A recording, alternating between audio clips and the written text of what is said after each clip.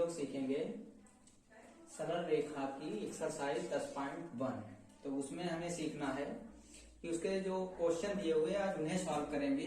तो पहला क्वेश्चन इसमें दिया हुआ है एक्सरसाइज में, कार्तीय तल में एक चतुर्भुज खींचिए जिसके शीर्ष -4,5, 0,7, 5,-5 और -4,-2 हैं। इसका क्षेत्रफल भी ज्ञात कीजिए। तो देखिए, इसे चतुर्भुज को कार्तीय तल में सीखेंगे। तो कार्तीय तल देखिए, इसमें ये होता है कार्तीय तल, ये आपने 9th क्लास में सीखा था। ये उसमें एक एक्स डैश एच होती है, एक वाई डैश एच होती है। तो ये कार्तीय तल है। तो कार्तीय तल में इस चतुर्भुज को खींचना है। तो सबसे पहले पहला वाला शीर्ष देखेंगे -4,5। तो देखिए x अक्ष पर जो है -4 है, तो इधर x अक्ष पर 4 चलेंगे, इसे x अक्ष कहते हैं और इसे y अक्ष कहते हैं और इसे x डैश अक्ष कहते हैं, इसे y डैश अक्ष कहते हैं। तो ऊपर की तरफ धनात्मक होता है, नीचे की तरफ ऋणात्मक। तो x अक्ष की वैल्यू देखेंगे -4 कहां पर है, तो यहां से चलेंगे मूल बिंदु से -1, -2, -3, -4 यहाँ पर आ गए। और y अक्ष पर 5 वैल्यू कहाँ है, तो इधर आएंगे 1, 2, 3, 4, 5 यहाँ पर।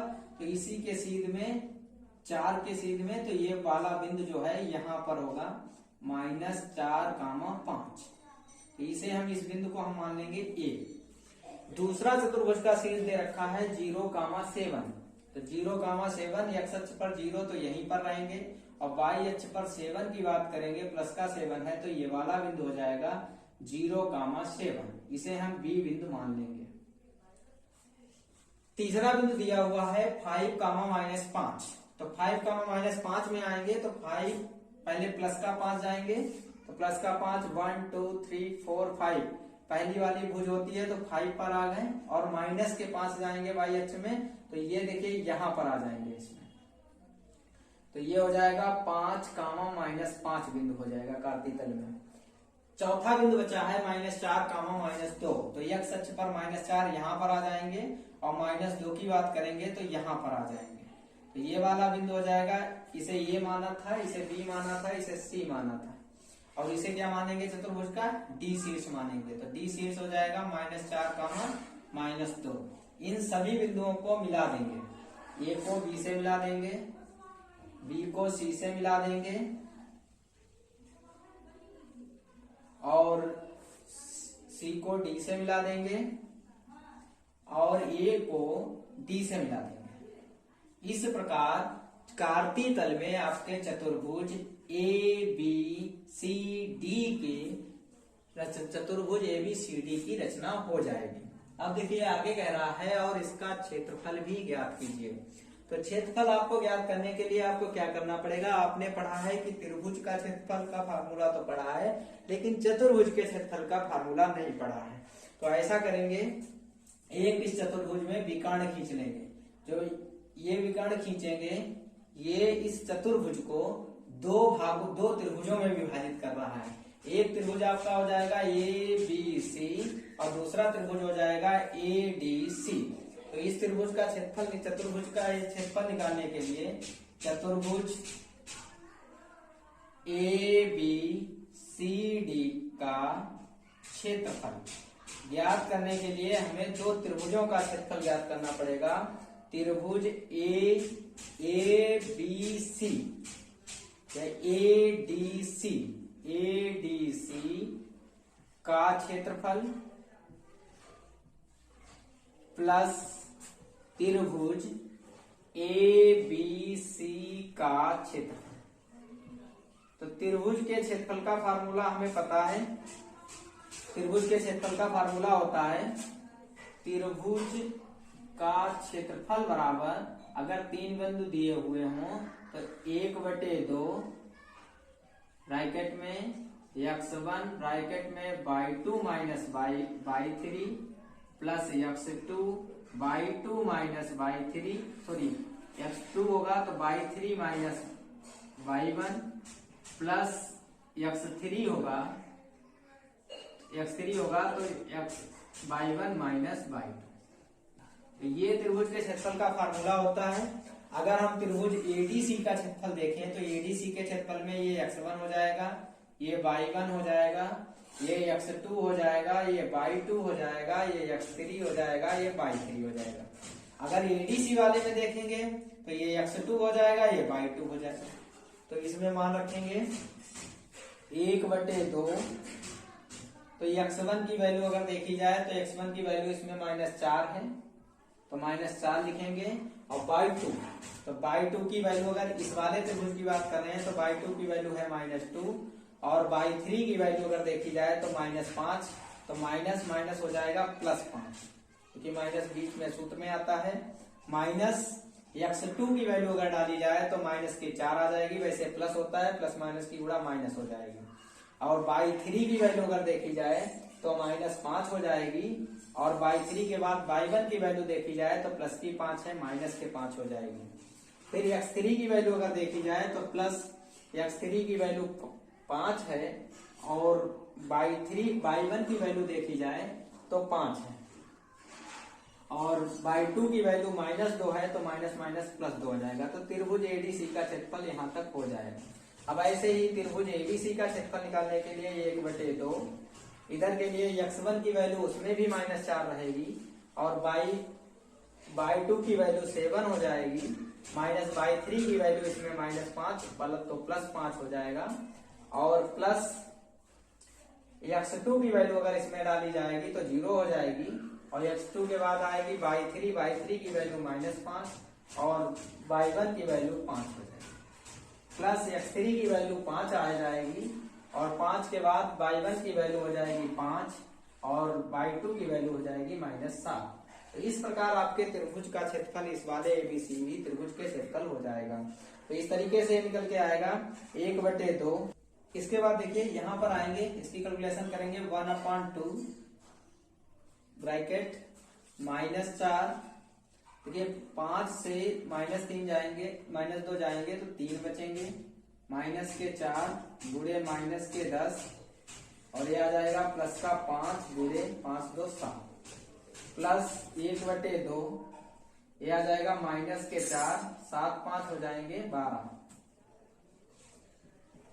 ये तो 0 ही हो जाएगा, 0 गुणा करेंगे तो 0 ही आ जाएगा, प्लस 5 गुणे -2 बचेगा। तो यहाँ पर ये आ जाएगा 1/2 -12 minus minus plus 40 plus 35 plus 1/2, 12 और 4 की गुणा करेंगे तो 48 माइनस के और माइनस के 10 आ जाएंगे। तो ये अगर इसे जोड़ेंगे तो 35 और 40, इसे जोड़ेंगे तो 35 40 और 12 को घटाएंगे तो आपको बचेगा 63, और प्लस 1/2, इधर इसमें बचेगा 48 10 हो जाएगा 58, तो माइनस के 58, क्योंकि क्षेत्रफल कभी माइनस में नहीं होता है इसलिए ये प्लस का ही रहेगा। 1/2 गुणे 63 प्लस 58/2, दोनों का एलसीएम बराबर है तो 63 प्लस 58 ऐड हो जाएंगे, 2 बचेगा। 8 3 11 और 6 5 11, 11 1 12, 121/2 इसका क्षेत्रफल आ जाएगा वर्ग इकाई। एक्सरसाइज का दूसरा सवाल है, कह रहा है टूवे भुजा के समबाहु त्रिभुज का आधार एक टूवे भुजा वाला समबाहु त्रिभुज है, उसका आधार जो है वो बाई अक्ष के अनुदिश इस प्रकार है। तो देखिए ये मान लीजिए टूवे भुजा है इसकी, ये बाई अक्ष पर है, और इसकी भुजा जो है उसका आधार जो है अनुदिश, ये इसका मध्य बिंदु कहलाएगा। मतलब ये वाली भुजा इधर हो जाएगी और ये ही भुजा कितनी इधर हो जाएगी, क्योंकि इसकी लंबाई 2a है। समबाहु त्रिभुज है तो ये भी 2a होगा और ये भी 2a भुजा होगी। तो इस अगर बिंदु के शीर्ष देखे जाए तो x पर तो इसकी वैल्यू 0 ही है, और y पर इसकी वैल्यू a हो जाएगी। अगर इस वाले शीर्ष की बात की जाए तो इसका शीर्ष हो जाएगा 0 रहेगा x अक्ष पर और y अक्ष पर -a हो जाएगा।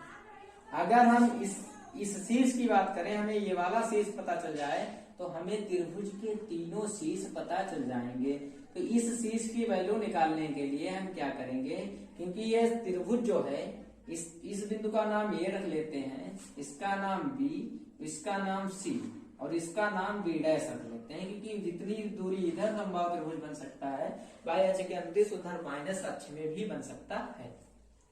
तो देखिए अगर इसके बिंदु के निर्देशांक मान लेते हैं h कामा 0 है, तो अगर ये जो AB भुजा है मान लेते हैं, माना त्रिभुज ABC एक समबाहु त्रिभुज है, माना क्या दिया हुआ है, क्योंकि त्रिभुज ABC एक समबाहु त्रिभुज है। 2a भुजा के एक समबाहु त्रिभुज का आधार y अक्ष के अनुदिश इस प्रकार है कि आधार का मध्य बिंदु पर त्रिभुज के शीर्ष ज्ञात कीजिए। तो देखिए मान लेते हैं कि ये आधार है, ये इसका y अक्ष पर है, जिसका 2a भुजा है, तो मध्य बिंदु उसका मूल बिंदु पर है, तो a भुजा ऊपर की तरफ हो जाएगी, ये भुजा नीचे की तरफ हो जाएगी। तो ऊपर की तरफ अगर निर्देशांक निकालेंगे तो शीर्ष के निर्देशांक निकालेंगे 0 कामा ये हो जाएंगे, और नीचे की तरफ अगर निर्देशांक निकालेंगे तो 0 कामा माइनस ये हो जाएंगे। मान लेते हैं B कोई बिंदु है, उसके निर्देशांक अगर h के पता चल जाए तो पूरा जो त्रिभुज बना हुआ है y अक्ष के अनुदिश उसके हमें शीर्ष पता चल जाएंगे, और जितना शीर्ष इधर बन सकता है अनुदिश, उसके x अक्ष के भी अनुदिश इधर भी उतना ही शीर्ष बन सकता है, इधर केवल माइनस h कामा 0 हो जाएगा।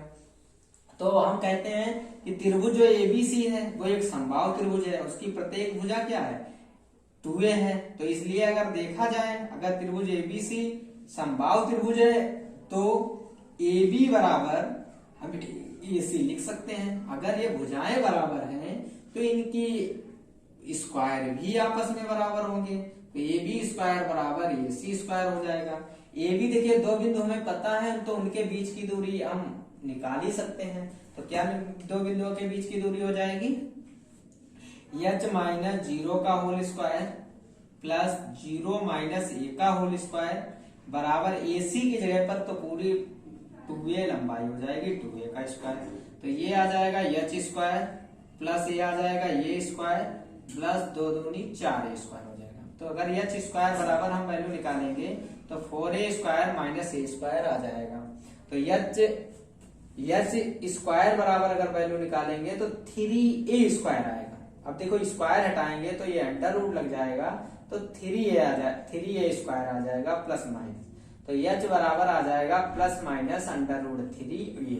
तो h की वैल्यू अगर यहाँ पर शीर्ष की वैल्यू प्लस में रखेंगे तो अंडर रूट 3a कामा 0 आ जाएगा, और अगर इधर रखेंगे तो माइनस में रखनी पड़ेगी, तो अंडर रूट 3a कामा 0 आ जाएगा। अतः अगर हम त्रिभुज के शीर्ष लिखेंगे तो त्रिभुज के शीर्ष हो जाएंगे, दो शीर्ष होंगे, एक हो जाएगा 0 कामा a और दूसरा हो जाएगा 0 कामा माइनस a, तथा तीसरा शीर्ष हो जाएगा अंडर रूट 3a कामा 0। जब फिर निकालेंगे तो दूसरे वाले शीर्ष मिलेंगे 0 कामा a, 0 कामा माइनस a, तथा तीसरे वाले मिल जाएंगे माइनस अंडर रूट 3a बटे 0। तो इस तरीके से हमें त्रिभुज के शीर्ष मिल जाएंगे।